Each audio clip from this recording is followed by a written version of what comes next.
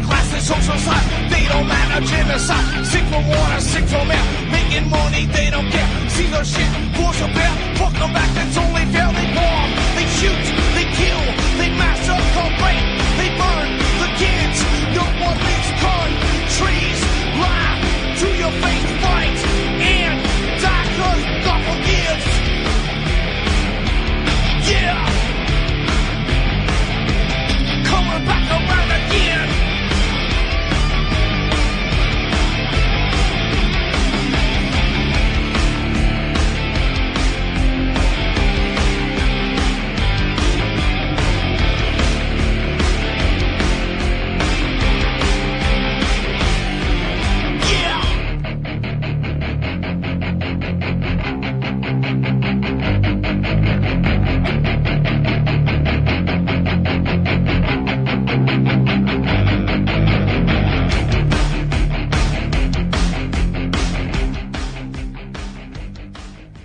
Welcome to the show. I'm your host, Ron Stevens. This is Rock the Boat right here on UCY.TV, my favorite little online network. And I'm your host for the next 2 hours, and we'll see what we see today, or see what we find out, or what we hear. It is the 5th of November. It's actually a pretty nice warm day out. Cloudy, but not windy, and pretty warm. So we'll take it. Now, I was sent Facebook this morning. Everybody's pounding it at me. Now, I don't know what year this is. It looks, I should open this up and find out if I can open it up. Okay, here we go. Let me see what we dig out here. This is September 25th, so I don't know. I don't have a year on this thing. It's getting sent to me fairly often here this morning, and it's a. I don't see a date on it. I see September 25th. But I don't see a date. So I don't know if this is recent or it's from before some. But it's something with the what is it called here now? It's the Islamic Spirit Conference in Toronto.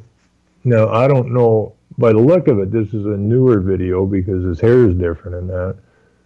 So maybe it's something he does every year. But when I looked into it, and this is something I didn't know about, he went to this Reviving the Islamic Spirits Conference in Toronto, December 22nd, 2012, while he was running for the leadership of the Liberal Party. And it says, this is from Maclean's magazine. This is our inheritance, the prepared text of Justin Trudeau's speech to the Reviving the Islamic Spirits Conference. So I haven't read it yet, but I'm going to read it right now. This is what I'm going to start the show with, but this is kind of interesting because I wasn't aware of it. As Salam al-Iqam, whatever the hell that is, I am here today because I believe in freedom of expression. I am here today because I believe in freedom of peaceful assembly. I am here today because I believe in the charter rights and the freedoms which guarantees those sacred things to you, to me, and to all people with whom we share this land. But mostly I'm here today because I believe in you. I believe in the contributions you have made to our country, and I know that together we will make even greater contributions in the future. Let me begin with a story from your history.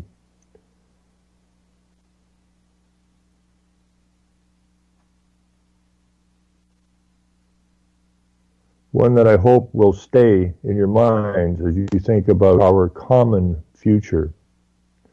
Many generations ago, a young man was confronted by traditional religious elders, the kind of folks that today we might call fundamentalists or even extremists. You see, a centuries-old conflict was raging. Prominent people on each side were convinced of the rightness and loudly proclaimed that the other side was not only wrong, but wrong because of their religious beliefs, their culture, and their identity. And it is far too often the case, these leaders reserve special scorn for those within their ranks who sought common ground with others. They understood the threat that moderation and compromise present to those who preach rigid doctrine. This young man was struggling at the time. He was just starting out in life. In the world, he was facing many of the same issues that I suspect you are facing today. How do I remain true to my values, to my culture, while I serve the interest of society to which I belong? He knew who he was and what he believed. He was proud of his heritage, his culture, his religion, but he parted ways decisively with those within his community who would use these things to build walls. But then he was granted a remarkable opportunity to address a distinguished audience of political, religious, and business leaders. And so he challenged them to think beyond the narrow confines of the present and look towards the future. He said, quote, "Providence has united together on this corner of Earth's populations of different origins and creeds. It is not manifest that these populations must have together common and identical interests," unquote.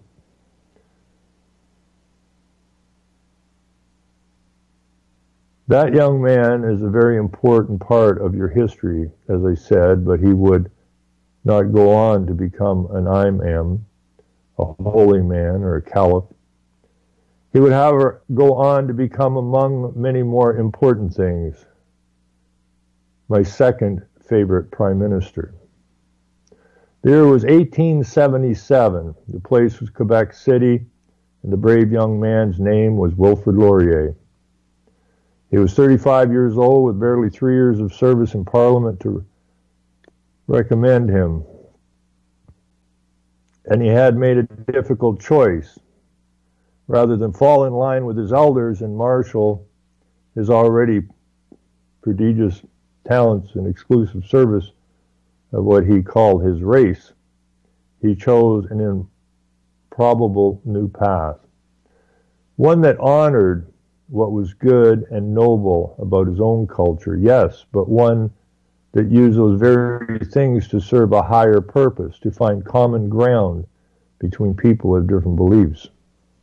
Laurier said something clearly, perhaps more clearly than any other Canadian. He saw that here, in this place, a new idea was taking shape, a new way of living together just might be possible. He knew that his was a country founded and built by people who had warred against one another for centuries on their home continent, English versus French, Catholic versus Protestants. Early on, these murderous conflicts crossed the Atlantic Ocean with them. But then a unique thing happened.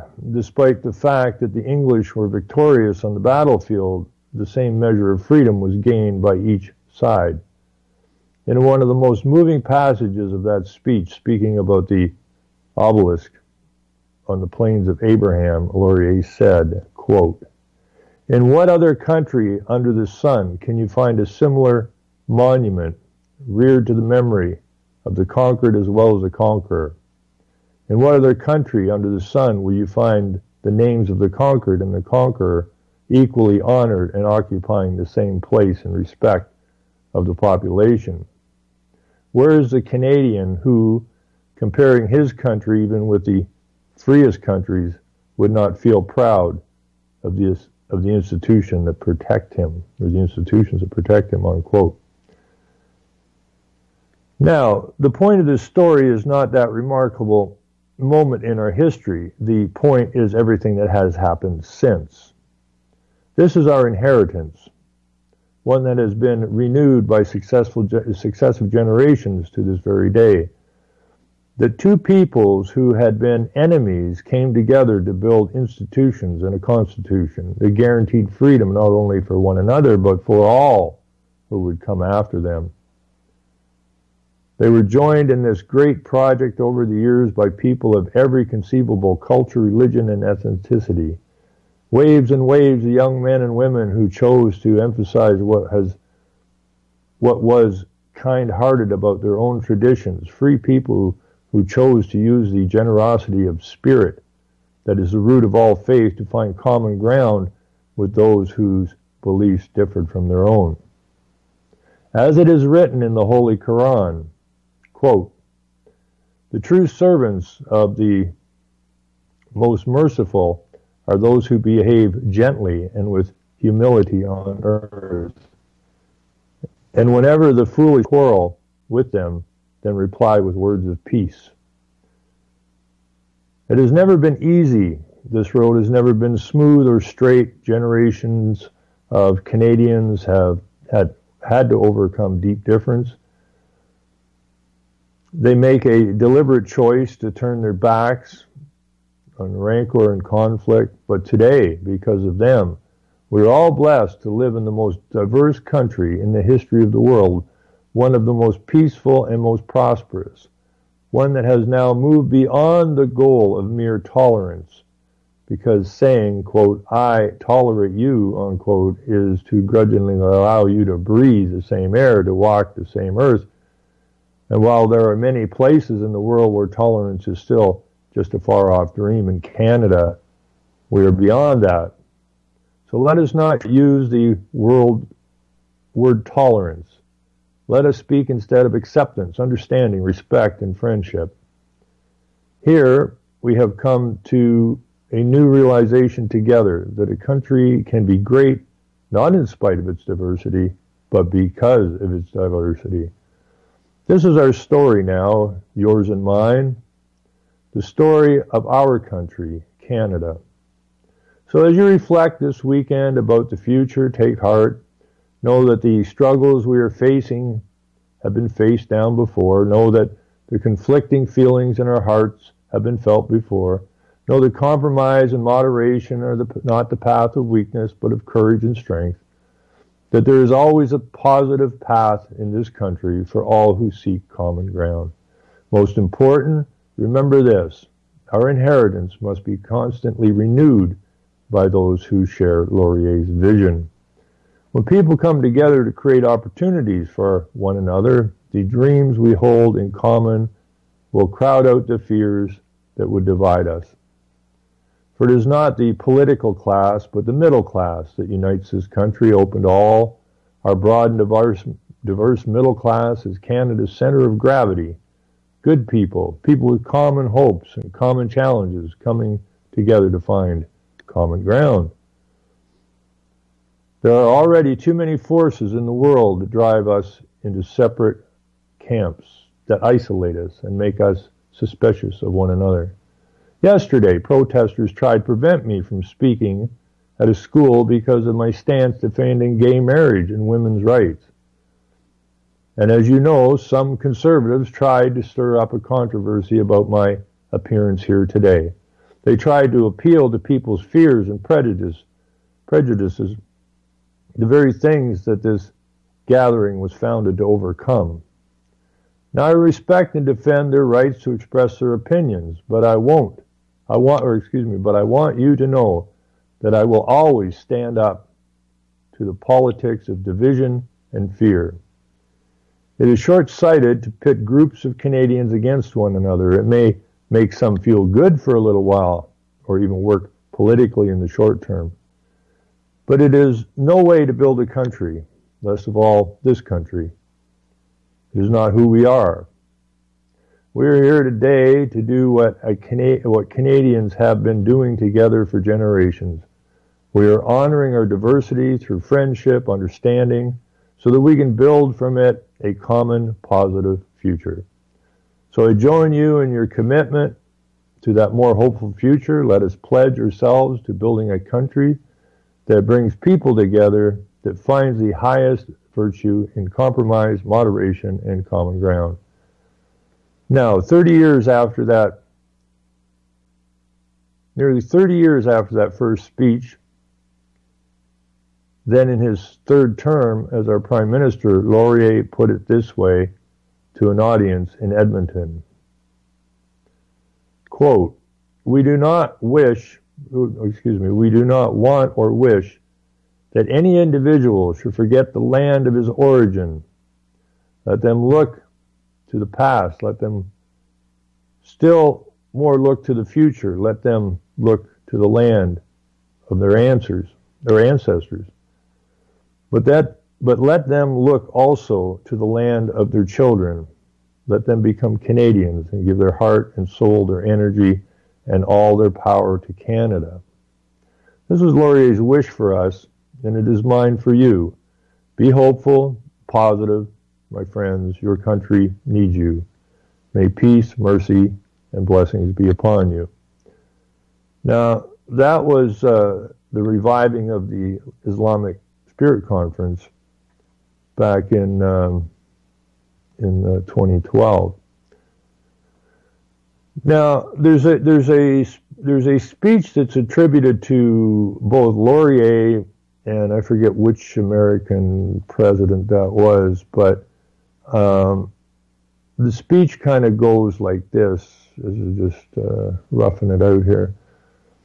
Now, I don't know who said the speech because, like I said, it's attributed to both Laurier and American, but basically what it said was that when you come to Canada or the United States, you come here to be a Canadian, or if in the States, an American. You cannot be Canadian and or American and something else. Okay, so you either come here and you integrate, or you don't come here, or if you come here and do not integrate, then you can take a freaking hike.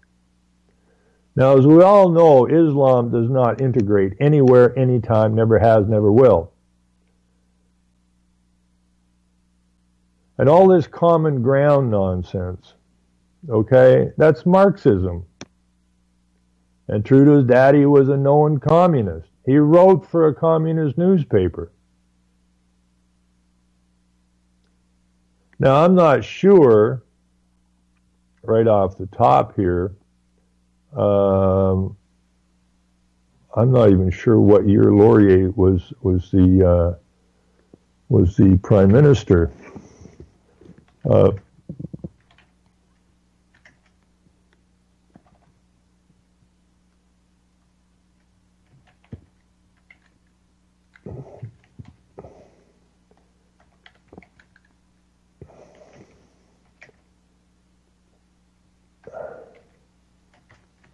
But we got a real problem here, folks. It was in office, let's see, 1896 to 1911. Okay, now, pretty much everybody, I think everybody that's been a prime minister, the only one that possibly might not have been maybe John Diefenbaker, but that's a pretty shady deal too. These people are all, there's them and us, basically, okay? And they shape the countries for the benefit of those who are running the show. We've never as a people in this country, ever, I've said this since I was quite young, we've never broken free of the idea of being drawers of water and hewers of wood. You know, Canada was founded as a company rebranded from the Hudson's Bay Company. And the company owns everything. They just rebranded it into Canada. So, as a gentleman at the fairly high up guy at the Attorney General's office in Ontario, when we were talking one time, agreed, and I had another guy from the AG's office in court agree that Canada just rebranded Hudson's Bay Company. The other gentleman I was talking to the AG's office said, we never left the feudal system. But this speech about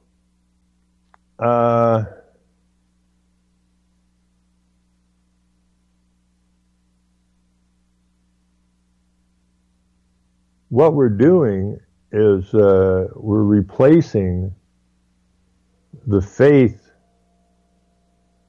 of our forefathers with the faith of the enemy of our forefathers, is basically what we're doing. Now, he also did this in, I think, 2015 as well, if I can find that. But this guy was at this Spirit conference, or revising the Islamic Spirit Conference, and before he was even selected as the leader of the party. Now, everybody that was voting on this had to have known he was at this thing. And yet they still picked him as their party leader. Now,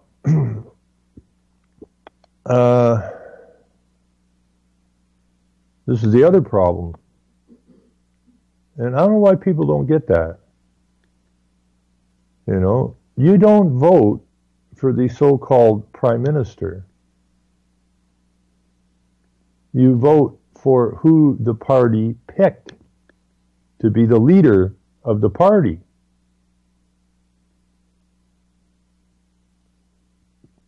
So they're the ones that voted him into office, or into a position to become in office. You're just voting for their pick. And when you pick, you don't even pick the leader of the party. I mean, you don't vote for the leader of the party. The only place you can vote for Justin Trudeau is in his riding. Everywhere else, you vote for somebody of one party or another that you particularly think is good in your neck of the woods.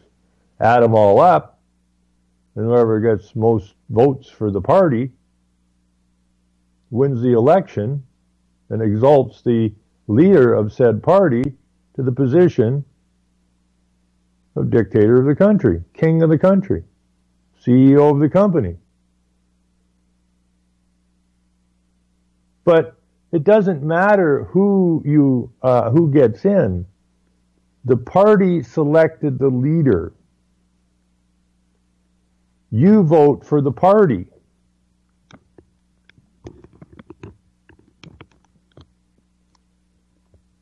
So, who gets in works for the party. Doesn't represent you, it represents the party.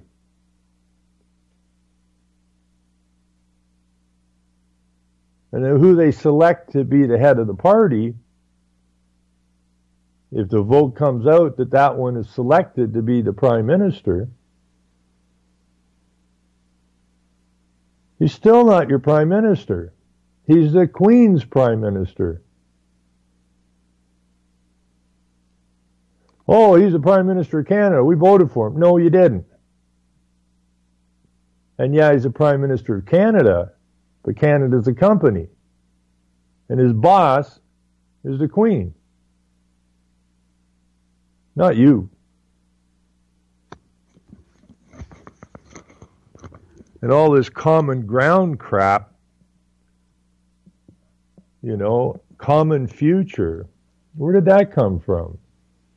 Well, in 87, Gro Brundtland was the head of that committee. And Our Common Futures wrote in 87, headed by Gro Brundtland, written mostly by David Rockefeller, Morris Strong, I forgot his name again. I had it and I forgot it. Another Canadian who most people haven't heard of, but he wrote The Interconnected World, I think it was the name of the book, and it's all about this interconnectivity, inclusiveness, diversity. It's all a sham. It's hypnotism. It's propaganda. It ain't real, folks. And their intent is to destroy everything you built. There's another, sometimes I bring up the John Lennon song, which is very pertinent because the working man hero, this is the common people, the middle class people, the people that get up every morning and drag their asses to a job most don't want to be at, to keep a roof over their head, trying to be middle class so they can have a home and so on and so forth, and maybe a few goodies, maybe a small boat or something, or a cottage or whatever. The middle class. But they don't know anything about the political system. Canada's got a strong I'm middle class, yada, yada, yada. Well, you're just a company boy working for the company's store. That's all you are. That's all you ever been. Never been a proper nation. And they keep you in a position that you feel pretty comfortable in. Well, we're doing a lot better than them other countries. As you steadily go further and further in debt.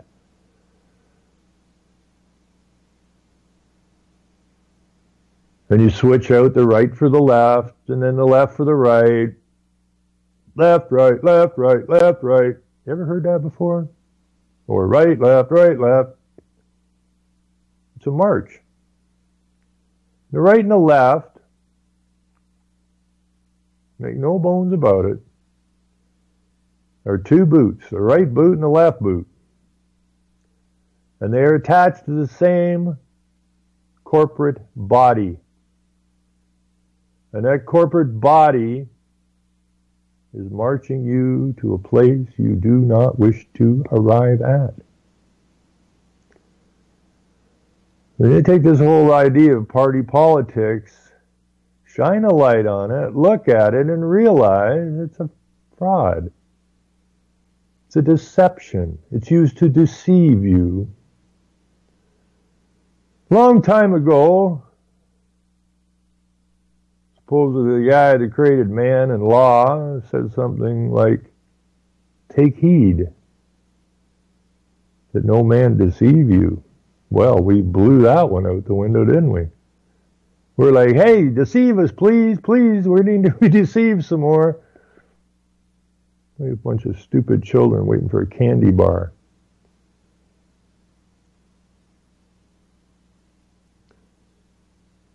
So, now we have December 27th here. I didn't see, I know there's one in here from 2015 here. You guys can look some of this stuff up if you want. I'll post that speech you made in 2012 and dissect it with your mind. Look up the words in etymology. Put the words together. Now, we have Investment Watchdog, December 27, 2016, Canadian PM Justin Trudeau tells reviving the Islamic Spirit Convention in Toronto, Canada, or in Toronto, that Canada is stronger because of the contributions. Now, I still don't know what these contributions are. I keep hearing about it. Yet he is unable to name even, this is IWB, Spreading the Truth, Empowering the People. Now, I don't know if this is, the problem with a lot of this stuff is it's either left or right, but they all, right and left, working for the same outfit. But we'll go through a little bit of this.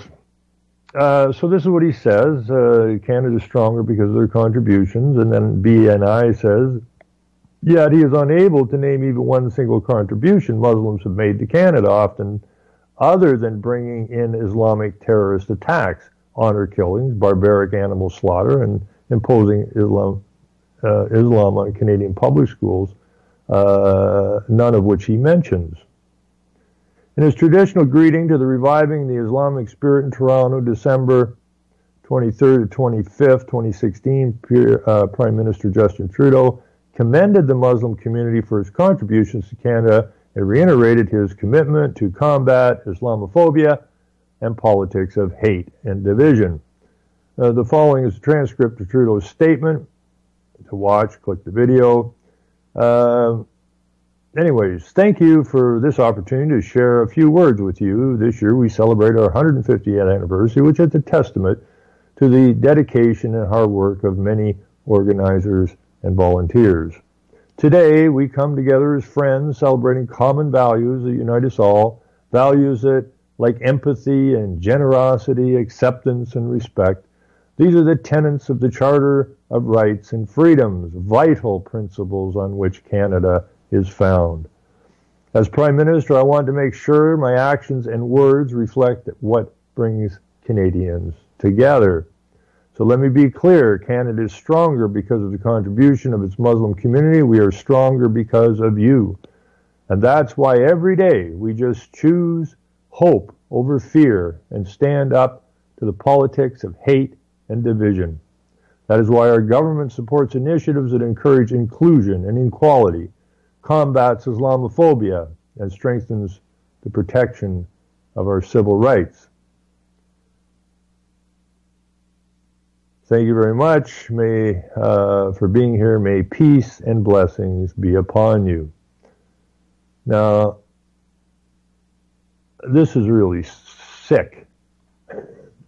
I'm going to throw some of this into the chat, and you people can take it from there. I mean, we got some serious work to do here, folks. I don't want to use the word a public hanging, but something needs to be done in this nation. Or should I say by this nation, nation being the people. This is the one from 2016. There's a couple of videos in there. I'm going to go back and get the one from 2012. And I see one when I was searching through there, and it looks like another connector between the Jews and the Muslims. I hope I can find that one again. You know, and about this statue takedown and that, Bernie, what's his name? Bernie Frank, isn't it? Used to be the head of the Jewish Congress. And I found a post on a piece that he wrote, and he's a Jew, and he's hooked up tight with the Muslims. And the piece I read was about, it's him, the ex-head of the Jewish Congress, who's demanding that John A. Macdonald be removed from the schools. He's the one that's pushing the removal of the statues. In other words, the reviser of our history. Right in front of our eyes. And he's a Jew. So the connection is extremely tight. Now, let me look at this one and see if this is positive or negative. He says, this is January the 4th, 2015. Reviving the Islamic Spirit, the JDL Canada, the Jewish Defense League. Let's see what these guys got to say on the subject.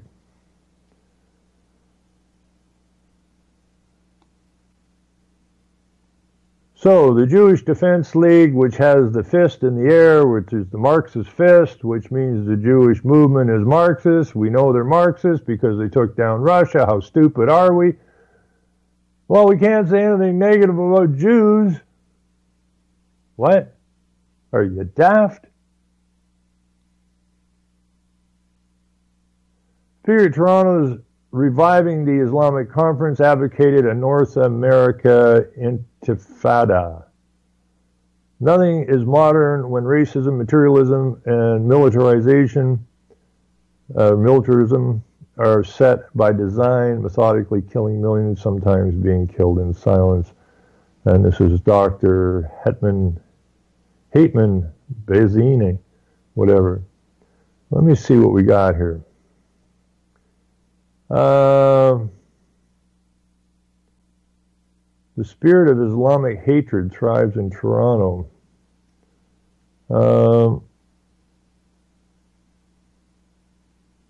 I don't know if this is anti. I mean, one thing the Jews are very good at, they're very sneaky buggers. Okay? You know, they're not even part of anybody's community. You know, they're not, they don't integrate, they don't assimilate. They're here to deceive. That's their job.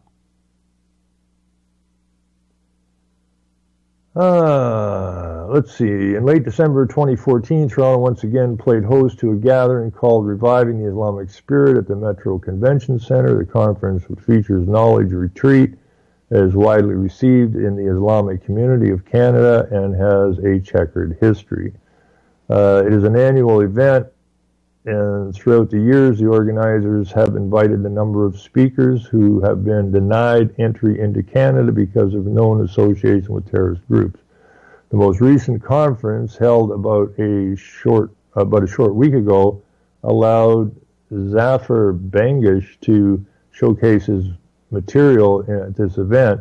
Mr. Bangash represents the main group behind Al-Qaeda Day in Toronto, and his publications are full of anti-Semitic, pro-Hezbollah propaganda. Hezbollah. So this is this apparently is there's some videos in here.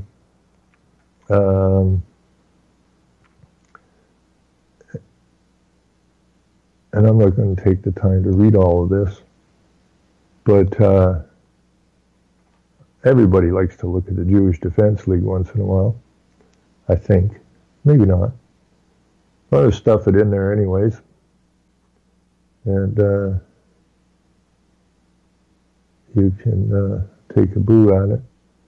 But I do want to go fetch back that the speech of Trudeau from 2012. Hopefully we can hook up with that thing again.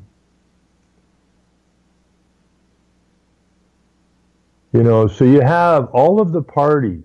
This is the interesting part. All of the parties knew that Trudeau, who was vying for the leader of the Liberal Party in 2012, there isn't a party, not the Greens, not the NDP, not the Conservatives, and the rest of the Liberals, who didn't know that Trudeau made this speech.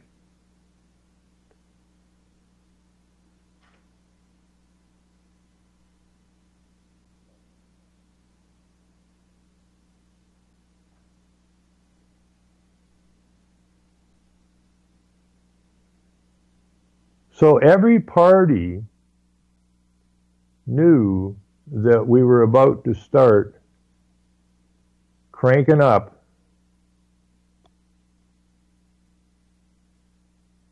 the influx of Muslims into our nation. They all knew it. They're all part of it. Because all of the parties are connected to the United Nations.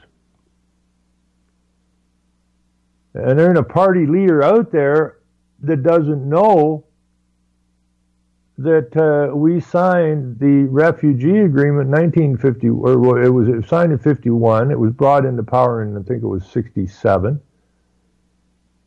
That's when Daddy Trudeau was in business, or 69, whatever it was. So it's not like it's a secret. No party, and you get these parties, what the hell is Trudeau doing now? Well, they know exactly what he's doing. They're the other boot on the corporate body. They know exactly what the hell's going on. But they never tell you. You know, politics has turned into nothing more, and it's always been the same thing. It's not about your nation. It's not about what your nation requires. It's not got anything to do with your nation. It's how do we keep moving these fools through politics, the use of politics, divide and conquer, through religion, divide and conquer, to get these idiots to accept what we want, and that's complete and total control over every single living thing, man, woman, and resource on the planet. And you got people going, oh, they wouldn't do that. That's probably the liberals that do that, or the Democrats. You know, I mean, it was George Bush, for crying out loud, that called the Constitution of the United States nothing but a damn piece of paper. It was Bush that said his job would be a lot easier if he was a dictator, and that's the whole plan. These people are sick of playing the stupid political game. World domination. World dictatorship is the goal. It's always been the goal.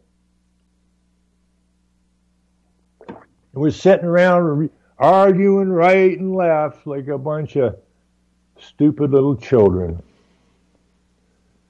I want the red sucker. I want the blue sucker. Well, you're just a sucker. We've all been suckered. And we should all be thoroughly pissed off.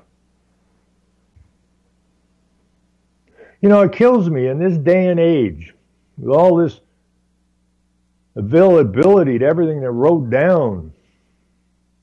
Anything you want to know is written down. Because they wrote it down because they have to get you to consent to it. It's no different than the small print when you buy a car or an appliance or a credit card. There's always a fine print down there that's going to get you.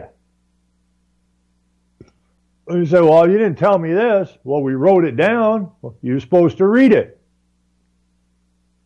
And this is exactly what they've done. They've written everything down. But nobody bothers to read it.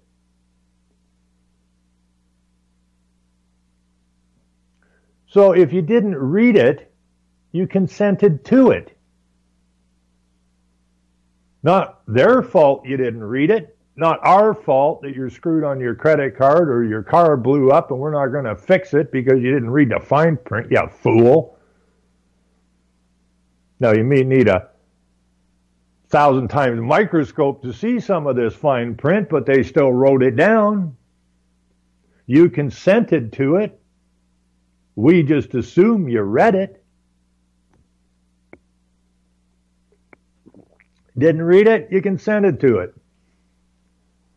Everything they write down, they do it for a reason. They said it there. Go read it. Well, I don't want to read all that stuff. Fine. You just consented to it.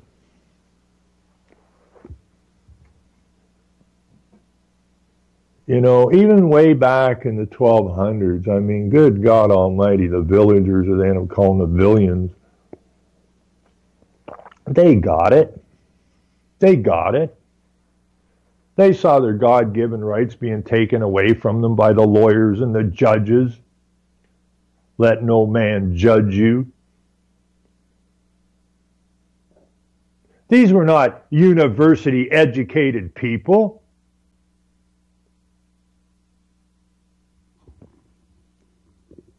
These were rural people with no education or very, very minor education. Most of them couldn't read. I would think probably 95 or better percent couldn't read.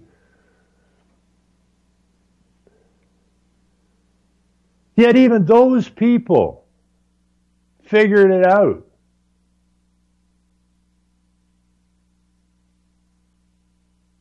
And they went after the lawyers and the judges because they figured out who the evil entity was, who was screwing with them.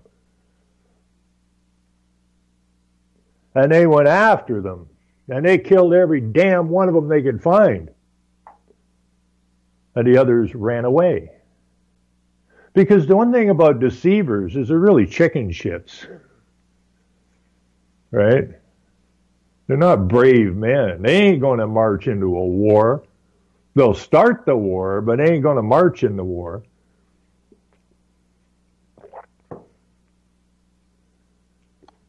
And so then the villagers, the rural people, got a hold of the king and said, "You signed this piece of paper, you sucker. Had enough of this nonsense. You took an oath to uphold the law. You're acting as the proxy of Christ, and you broke the rules. So sign this thing. We don't want no more of this nonsense going on." So he signs it, the Magna Carta, which was held up as this wonderful document. Their democracies and that are based on. But the story is, if you read the story, when the judges and the lawyers that didn't get caught came back to the king and said, "We got to go get them sons of bitches." The king says he can't because I signed this document. And good old lawyers go, "What do you got?" "Ooh, well, you signed that under duress, so it's null and void." Now that document was held up as the basis of our democracies for so long. The 800th year of that, I found a document. This is when they had this free man on the land thing going on. And some of these people were trying to use the Magna Carta in court cases and that. And I ran across RCMP piece. Wish I could find that one again, but I ran across that one. And even the RCMP, the Queen's Police, which are the RCMP, said it wasn't worth the paper it was written on. Why? Because the lawyers told the king it was null and void because it was signed under duress, yet that was held up as a cornerstone of our democracies and that. What a load of bunk. And here we are in 2017, and we are apparently far less intelligent than those scraping out a living on the king's land way back in the 1200s. We ought to be disgusted with ourselves. We have sunk into the lowest. Oh, we're really intelligent. No, you're not. You're not even close to being intelligent. You're dumber than a box of friggin' rocks. And it's not really your fault. They trained you to be that way from the day you was born. The history they fed you was wrong. Everything they fed you was a lie. You were enslaved when your mother signed you over, registered you to the company so the company could use you as collateral for loans because they made you the surety for the loans. I mean, can you get a better definition of slavery than that, folks?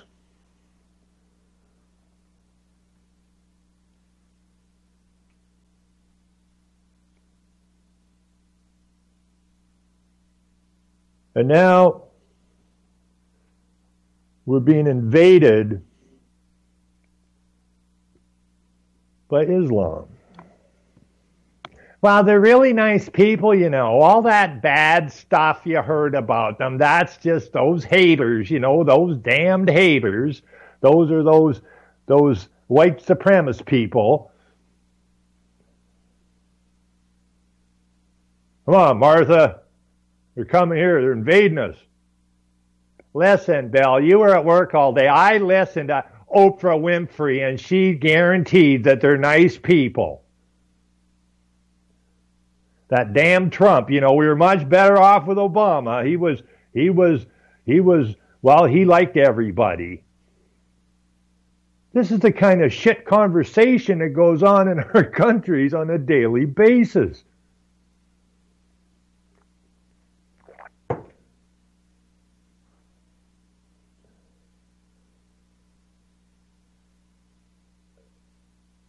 You know, they turned our minds into silly putty and molded into whatever the hell they want now. Pedophilia is a good thing. I saw a video clip, short little clip out of, I think it was Australia, or no, New Zealand, I think it was, where they have a guy laying naked on a gymnasium floor. And there was some Muslims involved in this and some Jews involved in this. And school teachers. And I got a guy laying naked on his back on the gym floor and a little girl, probably 6, 5, no, 6, probably 4 or 5, playing with his naked guy's toes.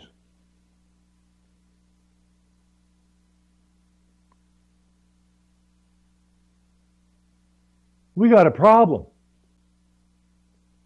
We got a huge problem.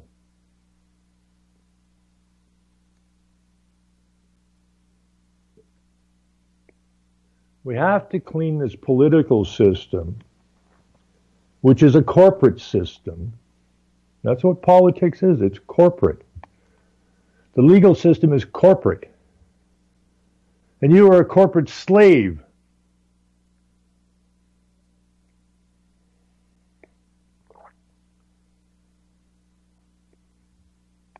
And I've said this before, it just reminds me of that movie I watched when I was a little kid at the theater on a Saturday afternoon, the Spartacus.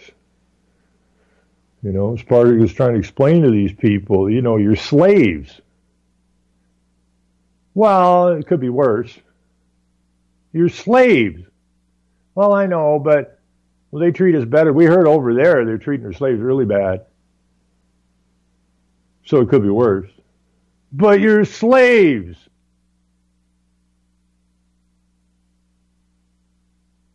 My forefathers, your forefathers, did not come to these lands to be slaves. They came here to get out from the Buddha tyranny that they were living under.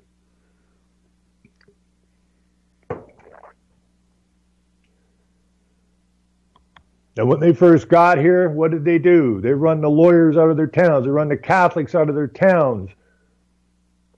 And they run the Jews out of their towns. But over time and generations and the softening of the mind and the wiggling and, you know, we're pretty good people. I don't know what everybody's picking on us for. We didn't do nothing to you. As soon as you let these people in, the takeover begins.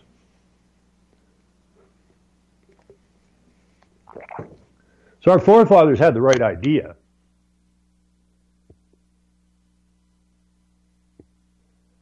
But the generations that came after it let it slip away. And now Rome has risen once again. Babylon has risen. You know, this is the 500th year. You don't see this splattered anywhere. You don't see this on the news. I hear lots about Muslims and Islam. I hear lots about gays and LGBTQ. And I hear lots about Occupy and Antifa or FA or whatever the hell they call that, and all this other constructed nonsense. But I haven't seen anything in the newspaper in this country about the 500th anniversary of the Reformation.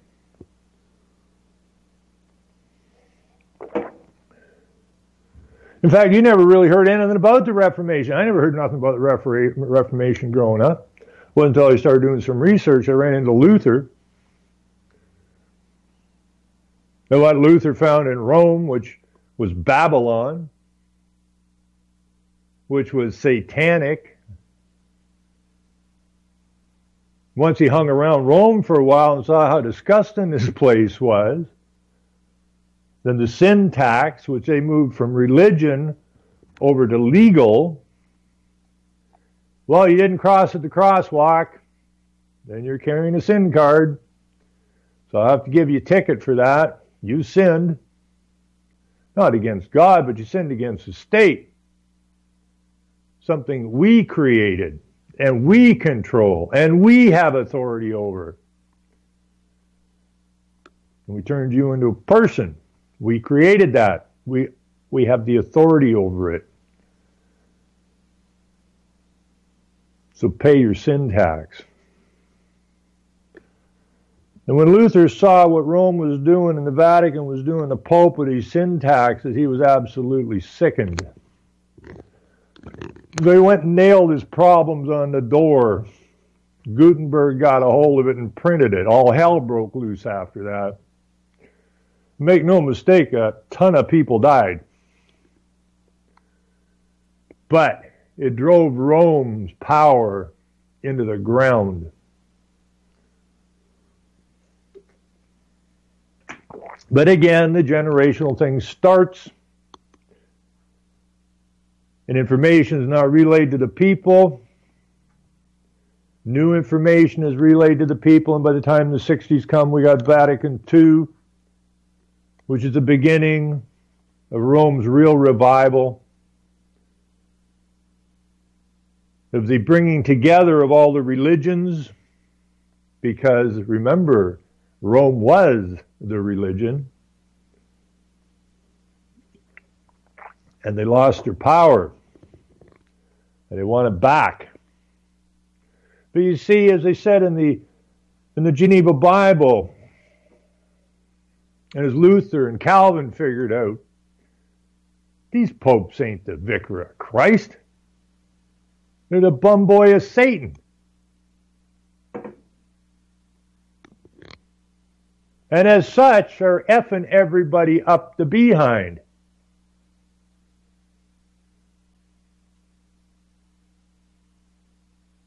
Babylon. And so again, over the generations, minds get weakened. The deception continues. Rome finds a way to rise up again through its connection with the UN, which is all part and parcel of the guys that started the UN. You know, it's a global body of evil.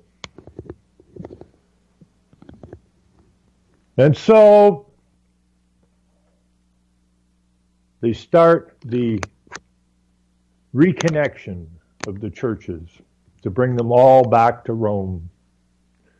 Now, the Anglican Church was supposed to be the Church of England, capitulated, and went back to Rome.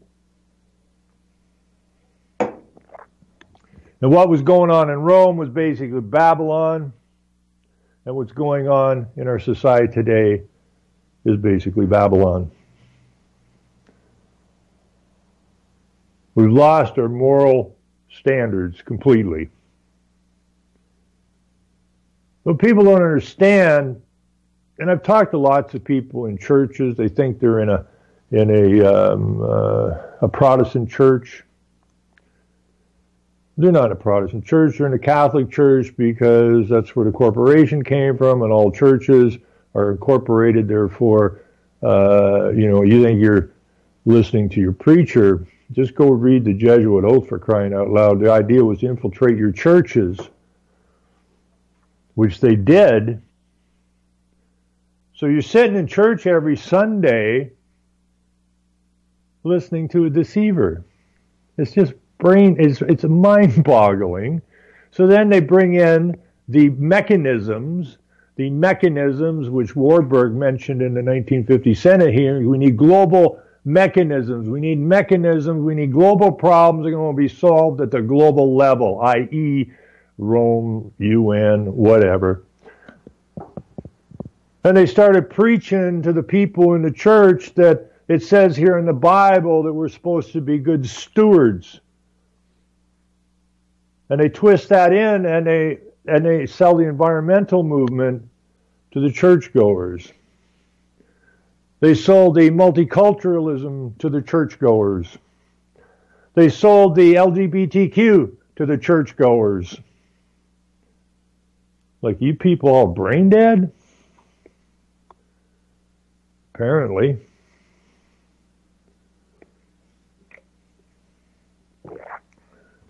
But this is the 500th anniversary of the Reformation. And I like to look at just that as what it was the Reformation was the kicking in the teeth of Rome. Kick the snot out of this thing because it is evil, but it has risen again. So I'm thinking now is probably being the 500th anniversary of the Reformation, it is probably a good time to have Reformation II. Vatican had Vatican II. The evil has risen once again. And it's the time the good moral men and women of our nations kick up Reformation II and kick the living snot out of this evil that has interfered with our lives. Then we can get back to building a nation. And these nations have to be completely rebuilt from the bottom up. All parties must be eradicated. The corporate system of government must be eradicated.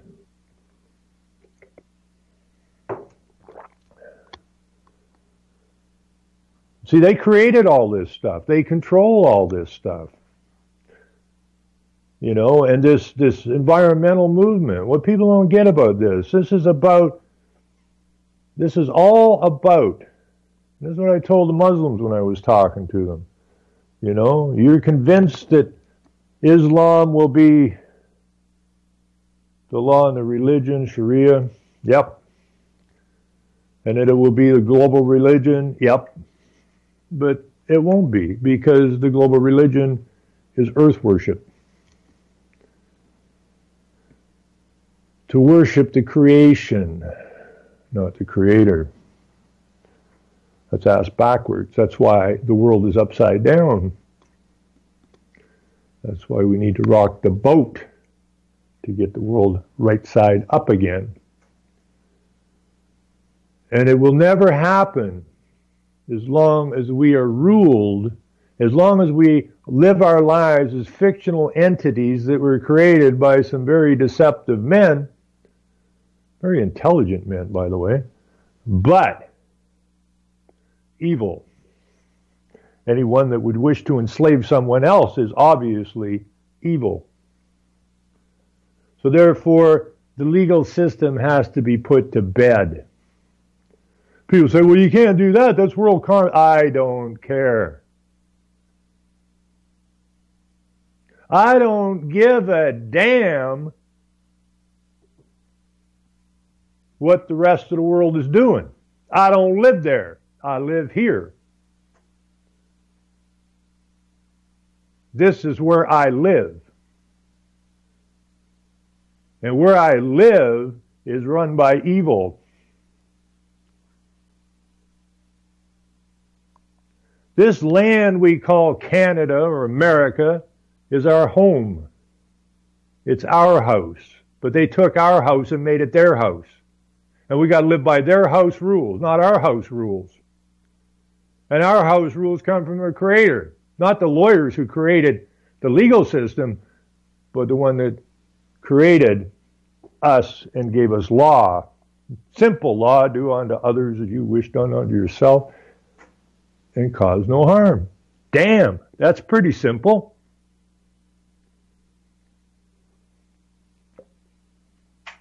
We have enough resources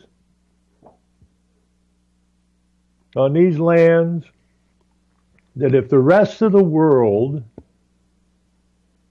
disappeared in the morning, we would likely be far better off. You wouldn't have to work like a dog. You wouldn't be getting your pockets picked all the time. We have the capacity to build, grow, engineer, manufacture anything that we require. Period. Then we can get back to making refrigerators that last 25, 30 years instead of 6 or 7 freaking years. They talk about ecology and all this kind of stuff. When they took all their jobs and moved them to the east, and they built junk from then on. Why they build junk? Why could they build a fridge in the 50s that lasts 25, 30 years without any problems? But now, you buy new appliances, you get 6 or 7 years out of them, they're junk. Take them to the dump. And then import some more shit from China. Why? Because it keeps their manufacturing plants running. And who runs the manufacturing plants? Well, the guys that run your life.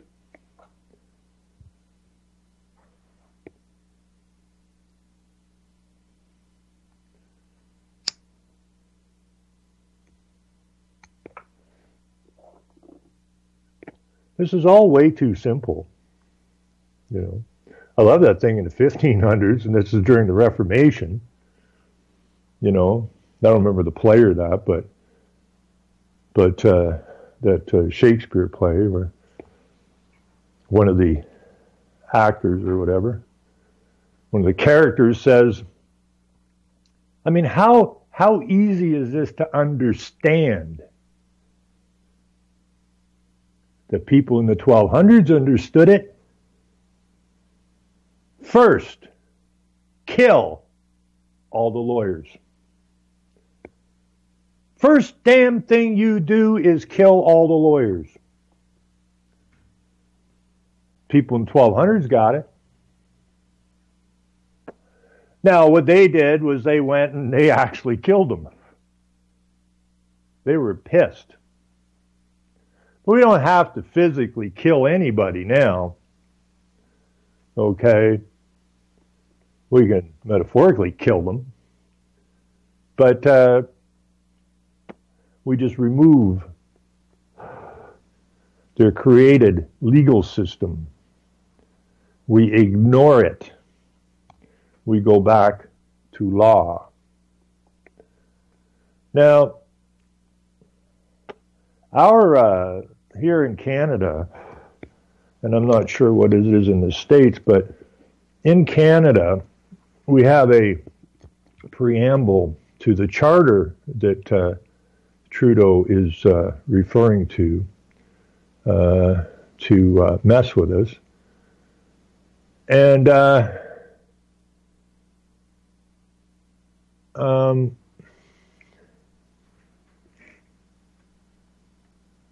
preamble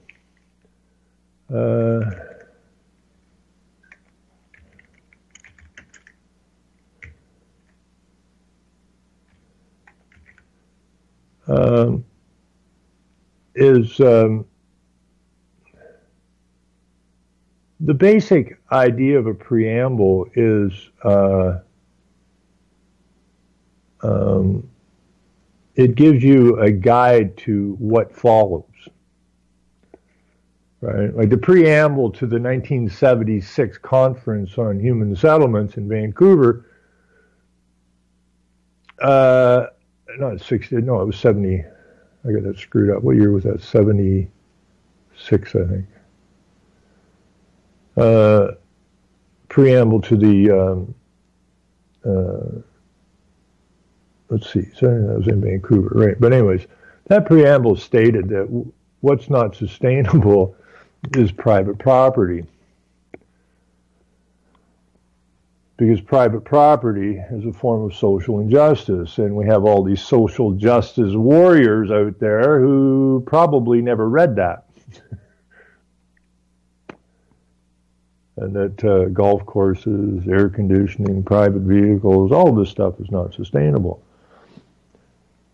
You know, and a buddy of mine who just happens to be Jewish, well, he was Jewish, he left that completely once he figured things out.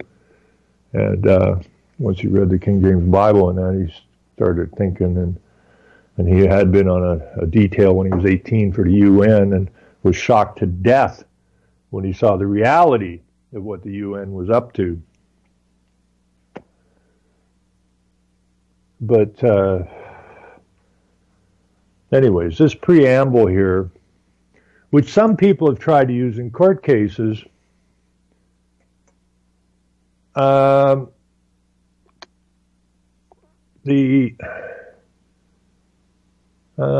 see.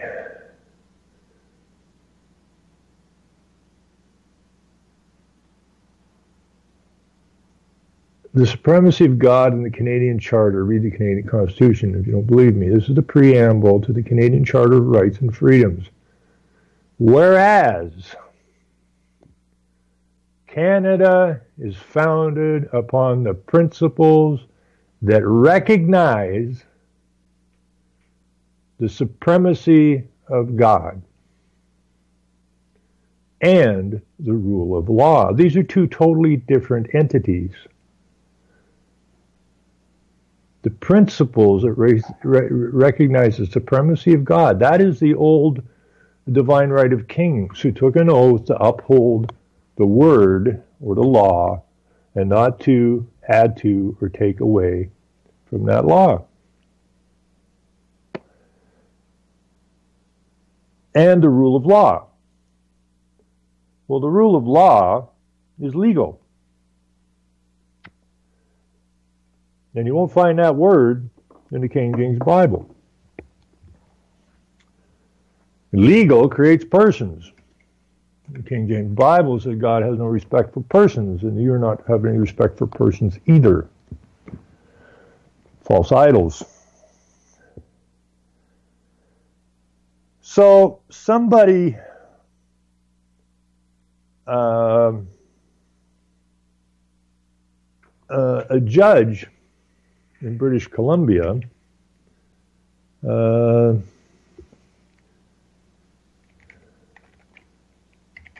called it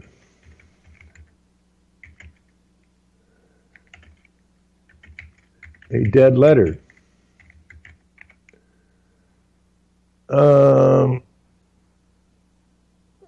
Where is that? Oh, yes. The preamble to the Canadian Charter of Rights and Freedoms is the introductory sentence to shape the British Columbia Court of Appeal, referred to it. Sharp. Let me look this up here real quick because this is pretty important stuff.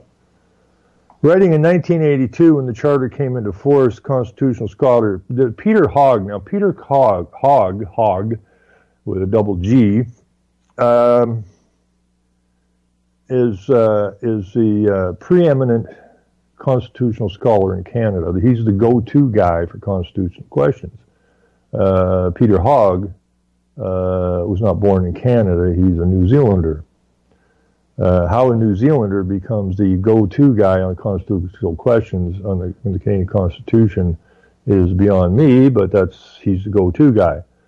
Noted that these words, being a preamble, could not really be applied by the courts, but in theory could help to determine how other sections of the Charter should be read and applied. This is a lawyer talking, okay? A deceiver. And his sentences are deceiving. In this particular case, however, Hogg expressed doubt as to how much help this preamble could be, noting the term rule of law is notoriously vague. And that's absolutely correct. If you study the meaning of rule of law, it's ambiguous. I ran into one, I don't know if it was a federal Attorney General or the Attorney General of Ontario, who wrote the very same thing Hogg's reading here. You know, the rule of law really doesn't have a definition to it.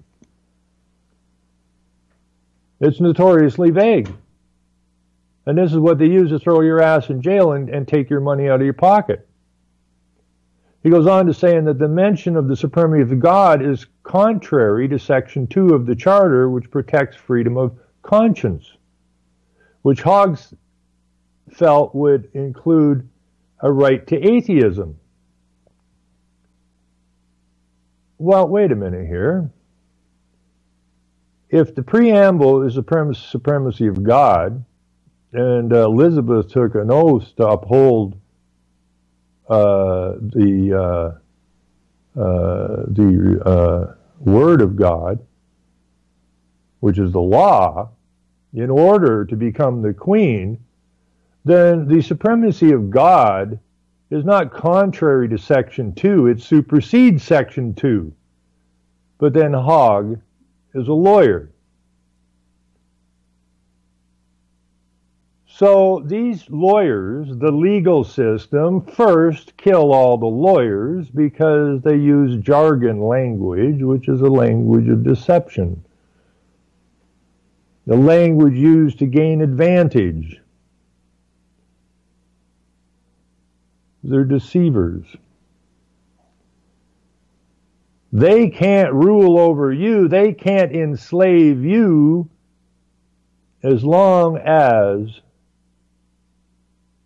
the principles and supremacy of God stand, so they got to knock it down. And they do that any way they possibly can.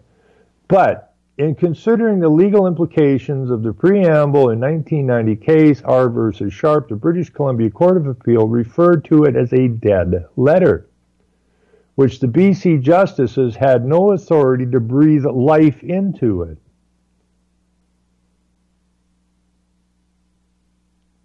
Well, legal, if you read this definition by the British Columbia Court of Appeal, is saying a dead letter, which the BC justices had no authority to breathe life into. Well, it's already living. It doesn't need life to be breathed into it. The rule of law, the legal system, is a dead fictional entity. And how do they animate it and breathe life into it? They attach it to you, who was created by God. The Supreme Court did consider the preamble's mention of the rule of law in the reference regarding Manitoba language rights, noting that striking down most of Manitoba's laws as unconstitutional because they were not enacted in both languages required by the Manitoba Act might be a threat to the rule of law, the legal system. But back up to the British Columbia Court of Appeal, referred to the preamble as a dead letter. Now, a dead letter, by definition, is something that has outlived its usefulness. Now, I don't know. I'm in Wikipedia here right now, so we'll see what it's got. A dead letter, mail or undeliverable mail, is mail that cannot be delivered to the addressee or returned to the sender. This is usually due to a lack of compliance with postal codes. The term dead letter mail, this is dead letter mail, yada, yada, yada. Okay, so this is just a postal system. But if you go to etymology, I believe it's in there, and crank in dead letter, I think this is where it will come up at. It is specifically something that has outlived its usefulness.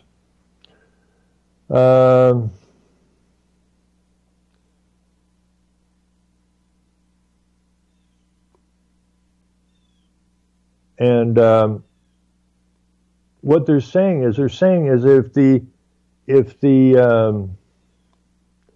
if the preamble is in fact a dead letter, then what they're saying, and they say it has outlived its usefulness, then what they're in fact saying is that the preamble, everything in the preamble is a dead letter. The preamble itself is a dead letter. Everything contained in the preamble is a dead letter.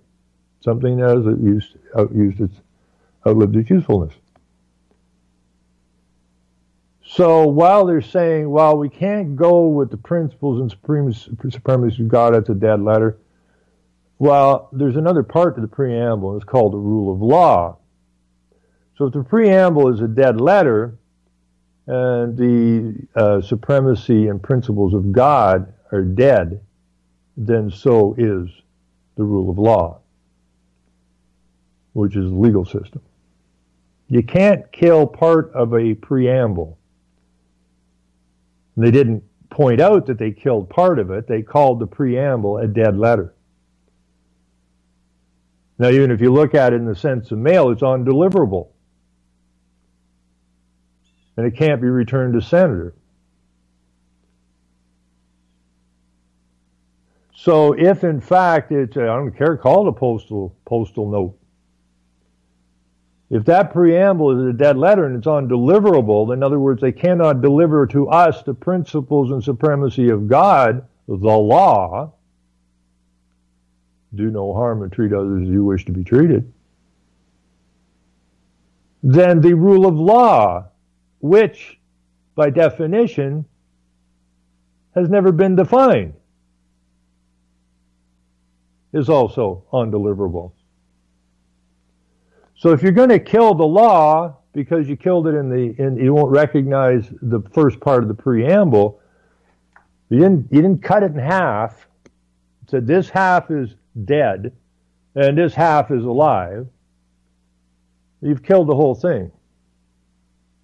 So if you can't deliver to us the principles and supremacy of the law, God, then you cannot deliver to us the rule of law, which you, the legal system, can't even frickin' define. Because it's used to deceive.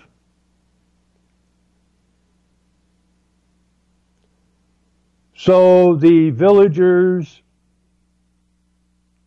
in the 1200s had it absolutely correct. Luther, Calvin, and the boys had it absolutely right in the 1500s.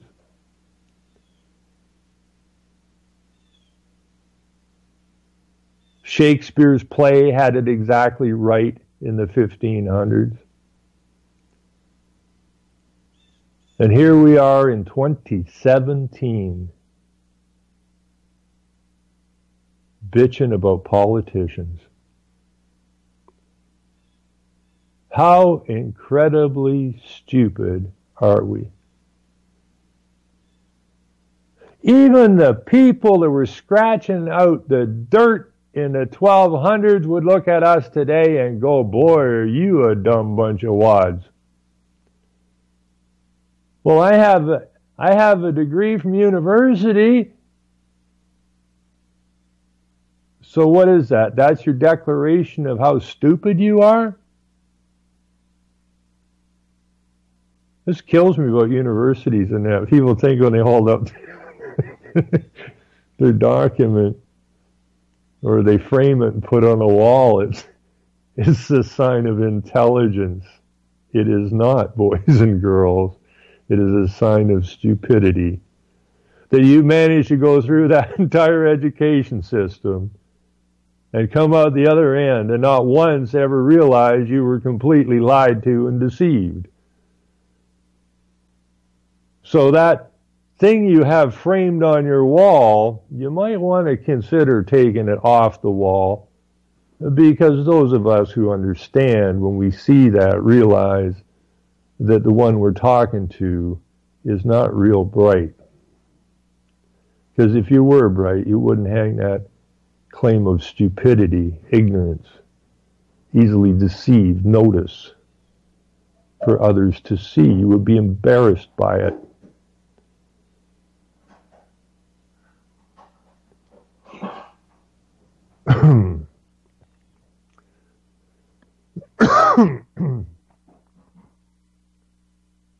just too amazing. It is absolutely just too freaking amazing. Dead letter is from 1703. Used of laws lacking force as well as uncollected mail.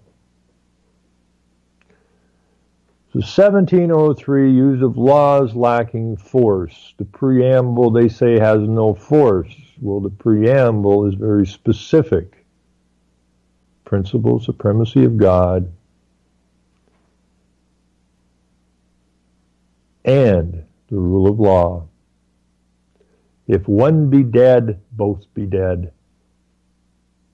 You can't split it. And they did not be specific. They did not say, well, this first part of the preamble would cause us trouble, and therefore we're not going to recognize it. But this other part, we will. Now, we can't possibly be that stupid. You know, when I've said this before, and I'll probably end up saying it again, but I spent a long time talking to a gentleman at the Law Society of Upper Canada, and the statement stated it is unlawful to practice law without a license. And I asked the gentleman if he understood what that said. And well, it's illegal to practice law without a license. But shouldn't it say it's unlawful to practice law? I mean, if you're practicing law, and law came from the Creator, one, you wouldn't need a license, right? You don't need a license to treat others as you wish to be treated and do no harm. That does not require a license. That is practicing moral character. Doesn't need a license. And legal and law are not the same. Law was given to us by the Creator, and some pretty sneaky guys created legal. And that's all they have authority over. So we talked about, we had a very long conversation. And at one point, the gentleman asked me how it is I think like this. And I said, well, it's actually quite simple. Ask a question. You go find an answer, which will lead you to new questions, will lead you to new answers. And if you continue to do that, and then you connect all the dots, a picture appears. The truth. And we talked a while longer, and at one point he just popped and he went, holy crap. This is a guy from the Law Society of Upper Canada, for crying out loud. He just went, holy crap. And do you know what this means? Yeah, I do. But we have to change this out, folks. Okay? Unless you like being harassed and robbed and persecuted and held down, enslaved. I mean, if you enjoy all of those things, then enjoy your legal system. Enjoy your slavery. I mean, I do have Canadians, when I talk to them, go, well, you know, it's not as good as it was, but it's still better than a lot of places. And that just takes me straight back to that movie I watched when I was a kid at the theater on a Saturday afternoon, Spartacus. The same verbiage is coming out of the faces all these years later.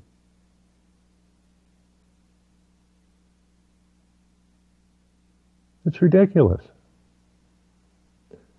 Now, maybe we can drive Muslims out of Canada just by using Peter Hogg's name, because Peter Hogg is the go-to guy for constitutional questions, although he's not a Canadian, which is pretty ironic. But I understand Muslims don't like hogs. So it's bloody ridiculous. So the fact of the matter is that the preamble to the Canadian Charter and Rights and Freedoms stands. Whereas Canada is founded upon principles that recognize the supremacy of God. Now, all of that, principles is definable, supremacy is definable, God is definable. The only thing in this preamble that's not definable is the rule of law. Because if they defined it, they would shine a very bright light on the fraud that is the legal system.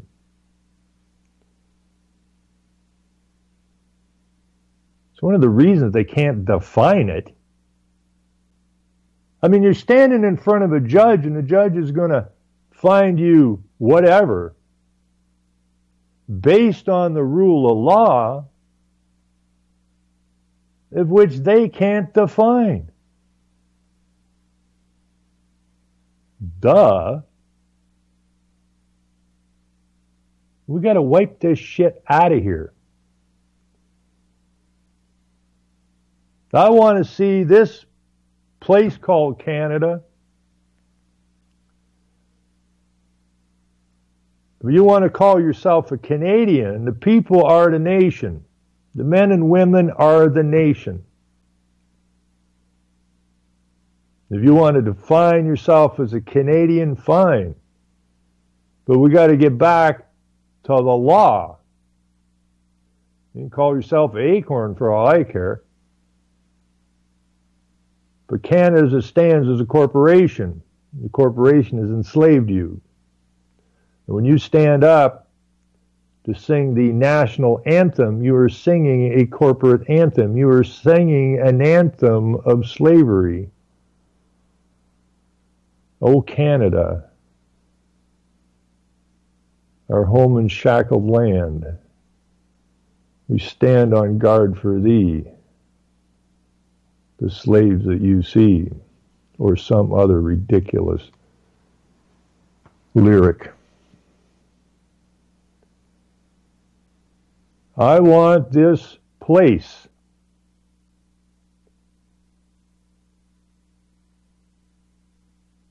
because this is where I live. I want this brought back to law. I want the political system gone because it is a corporate system of slavery. I mean, I don't know what it takes for the slaves to go, wait a minute here. We're busting our tails. We're barely making ends meet. And you just coughed up $40 million for 4 Muslims that were inconvenienced somehow? You just sent how many $1 billion overseas? And I hear people saying, well, the government's stupid. They just spent this much money. They didn't spend anything. They just further enslaved you. They are not responsible for anything they do.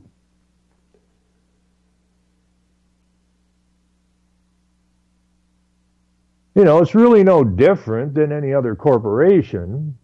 The board of directors makes decisions.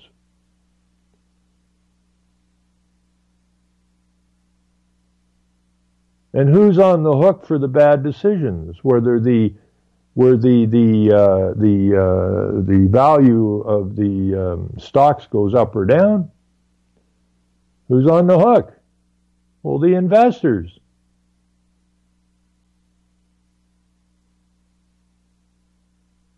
You're on the hook all the time, people. You know, and I don't know, it's all shill and all trolls or what? There's got to be somebody out there that can think still.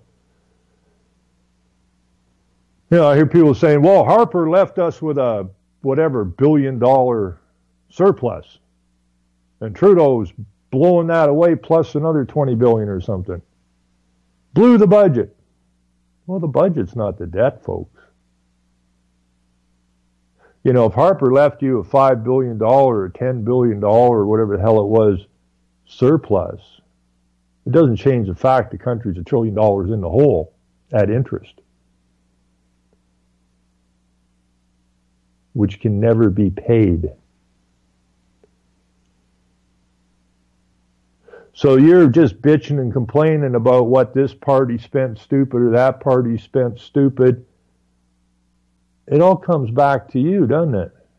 And you put up with this shit. If you lent me your credit card and said, oh, can you take my credit card and run up to the store and buy me a gallon of paint or whatever, which is about $40, then I go, yeah, sure, no problem.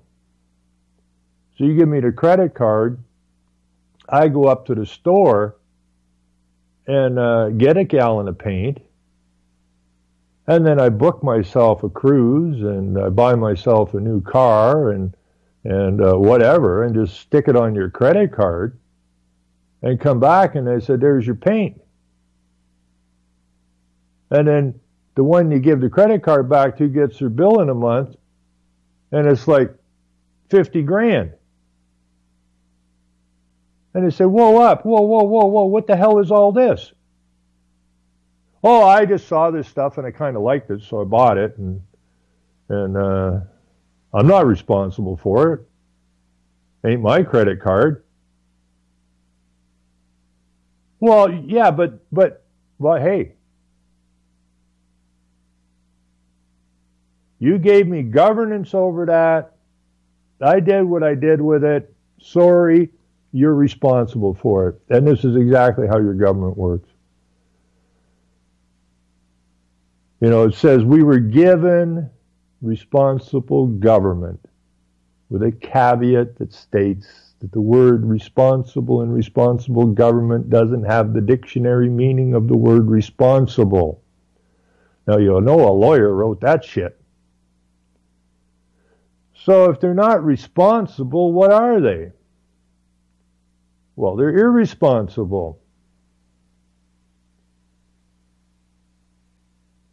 Because they're never held accountable. And who is not responsible is not chargeable, is not liable, and so on and so forth. Well, if the government's not the responsible party, then who the hell is? Well, we are. Because responsible is liable, chargeable, and so on and so forth. Again, meaning the world is upside down, which is why we need to rock the boat. Because until we flip this thing right side up, things will just continue to get worse. Now, I don't know what it takes to get people riled up, and I don't mean riled up as the villagers got riled up in the 1200s. I'm not really into violence, although I will defend myself violently if necessary. But I don't believe we really need violence. I mean, when you read the preamble in 1976 Conference on Human Settlements, and it says specifically that what's not sustainable, private property is not sustainable because it's a form of social injustice, meaning if you own it,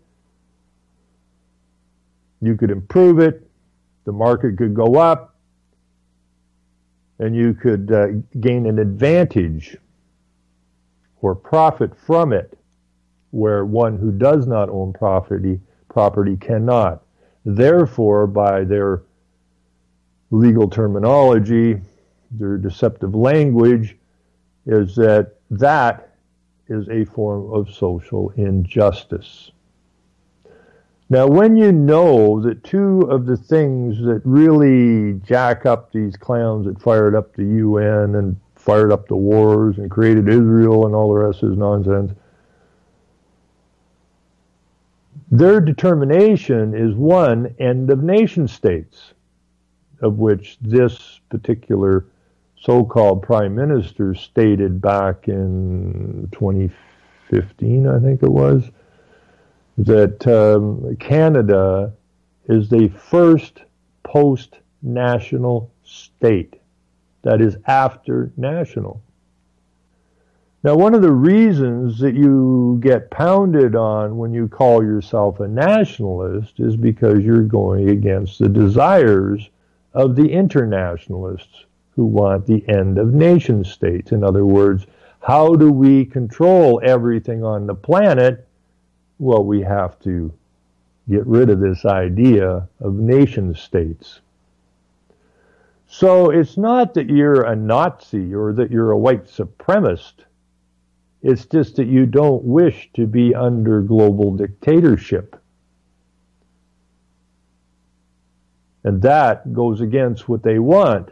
So when you call yourself a nationalist, well, every negative connotation that could be attached to nationalism is going to be thrown at you. But if you're not a nationalist, then you're an anti-nationalist. And if you're an anti-nationalist, you're an internationalist. And if you're an internationalist, you believe in global dictatorship. Now, I don't think too many people want international or global dictatorship. So you don't have a choice. You have to be a nationalist. This idea of not being a nationalist is really, I don't know why people have such a hard time with it.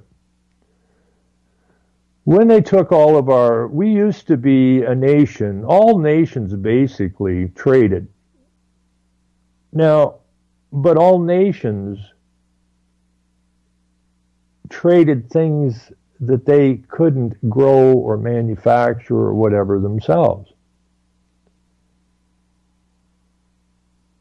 It wasn't an imposition on the nations. We can't grow tea. You have tea. We'll import your tea, or we'll buy your tea.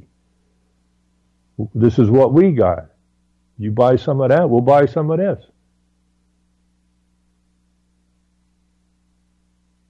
But that's all changed. What they've done is they've reconstructed the world so that it's all integrated, that no country can stand on its own, no country can feed itself, no country can build what it needs for itself. We're all dependent upon each other, which means that we're not independent, which means that we're really not a nation, a people who have the capacity to feed, clothe, house themselves, everything that we need to do.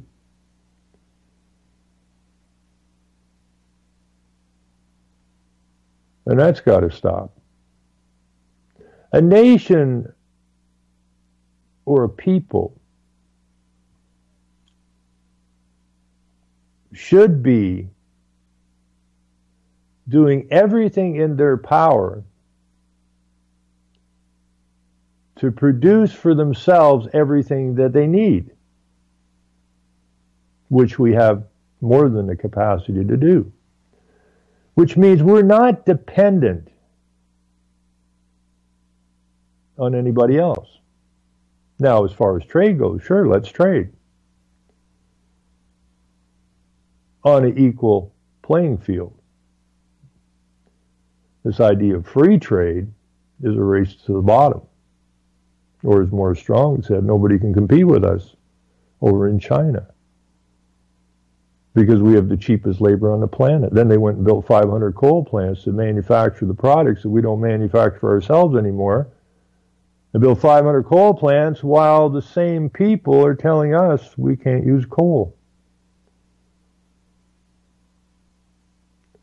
because it's a cheap form of electricity. So they shut down our industries because they drive the price of power up, or electricity up.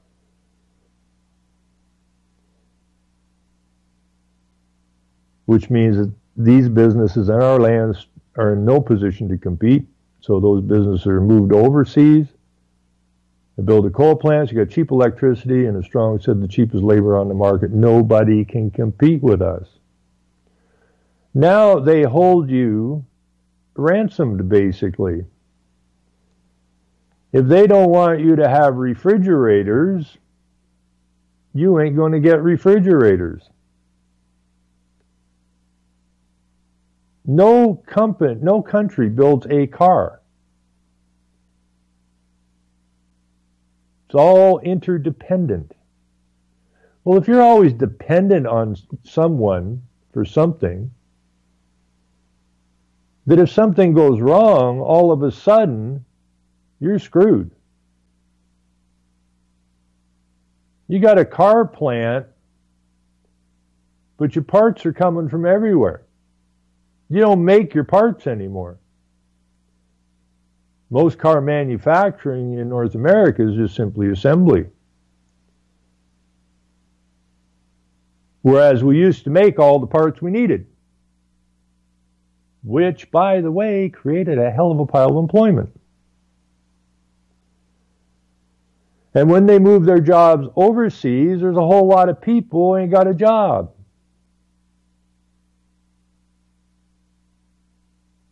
Now, what happened to all those people that didn't have a job? Did they starve to death and die?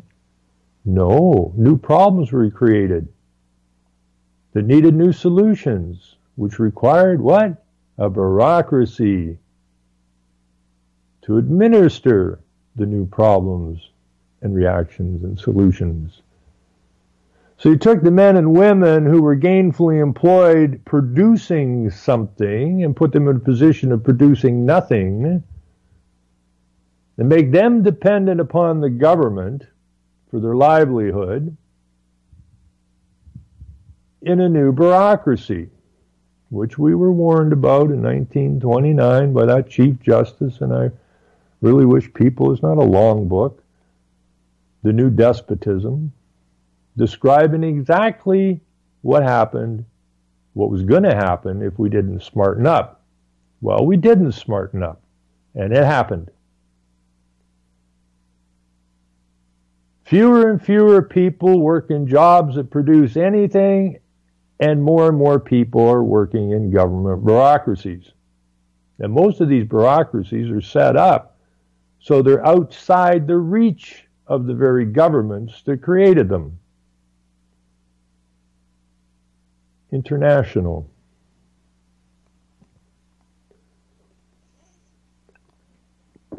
How you get post-nationalism.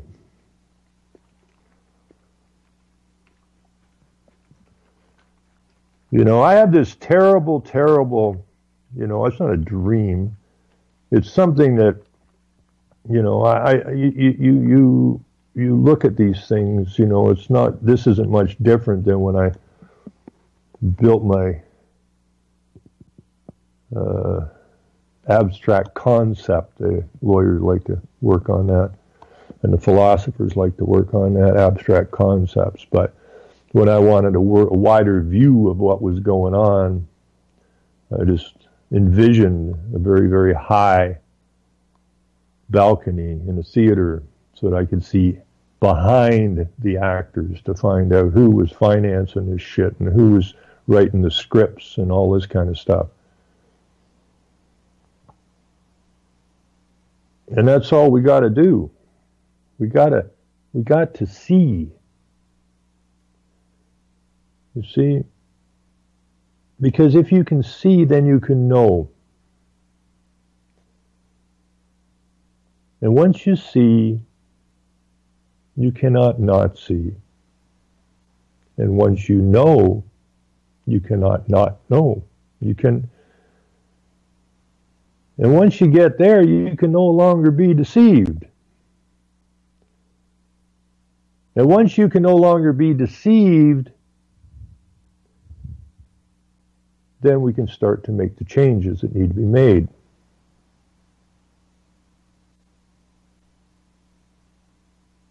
We got to get out of this fictional world that was created, and it is a fictional world.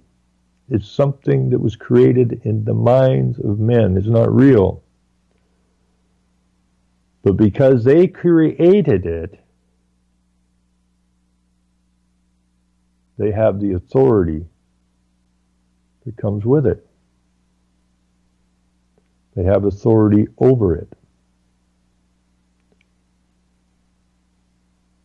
Do they have any real authority? No. You've basically been hypnotized into believing what is not real is real, which makes you living a lie. You fear this false authority. They've got you to believing that the principles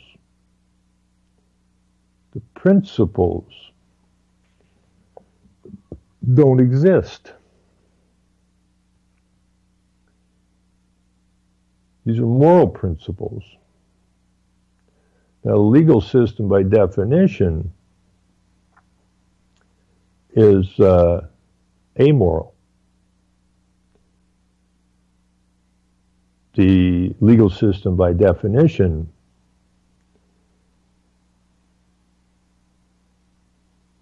is adversarial.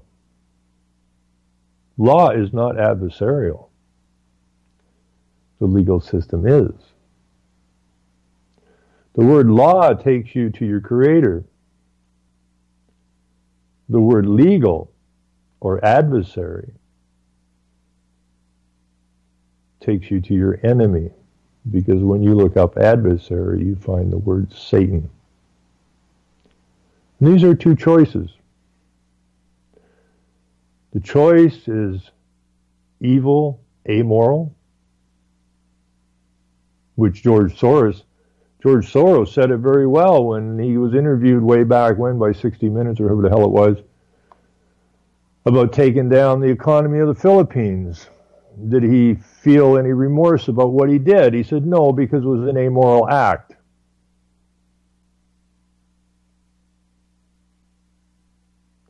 And therefore he didn't feel anything about it. It was done legally.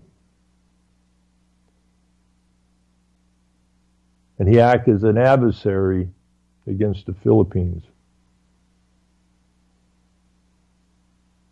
And he did it legally, which is amoral and adversarial,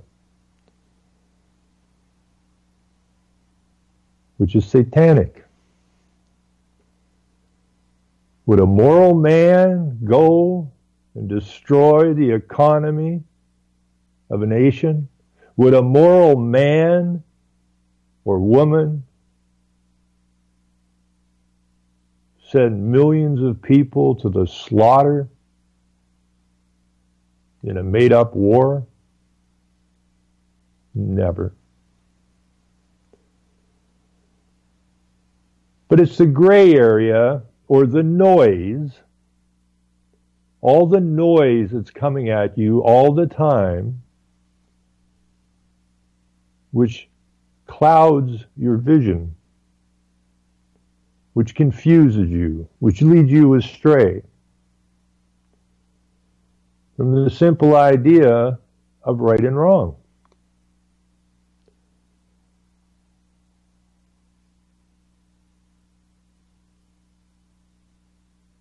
So we either hang in this legal world, this made-up world, this satanic world, this adversarial world, or we get back to law and moral. Because only if we get back to moral and law, that, my friends, is the only road to freedom and peace.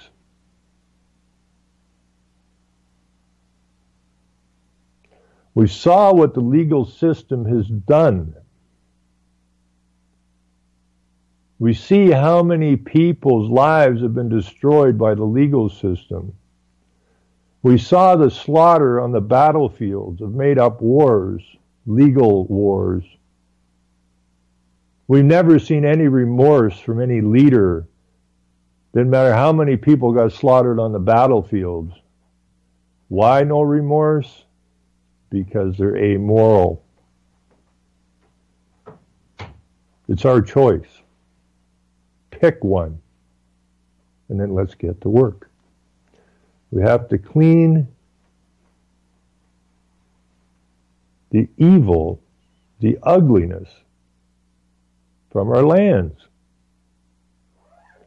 Don't be fearful about it. Well, what will we do if we don't have a government? You are the government. You are the law. Treat others as you wish to be treated. Do no harm. If we need fridges, we'll build a fridge factory. We need shirts, we'll make shirts. A free man and a free country are dependent on no other country. Yet they've got us in a position we're totally dependent on everybody but ourselves.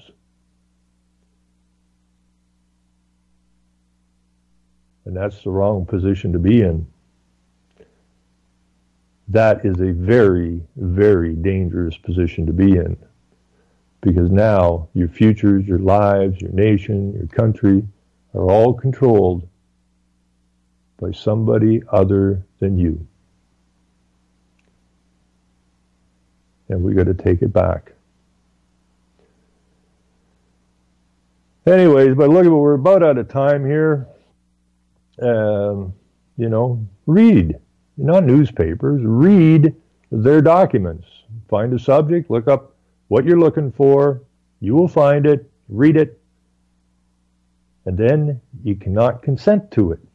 If you don't read it, they wrote it, you consented to it. And surely we're smarter than that. And I'll give you this little bit of information here, or a little idea. You will find that once you become a decent researcher, you'll wonder why the hell you were ever reading a newspaper or looking at a freaking television set.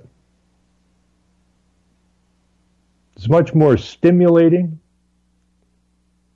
It's a way to gain needed knowledge. And you're going to find yourself a lot happier. Anyway, for our time factor, Tuesday night, we talk about gardening. Selling lies and buying time, killing people, that's in line, lower classes, social slime, they don't matter, genocide, sick for water, sick for air, making money, they don't care, Caesar shit, force of air, fuck them back, it's only for them.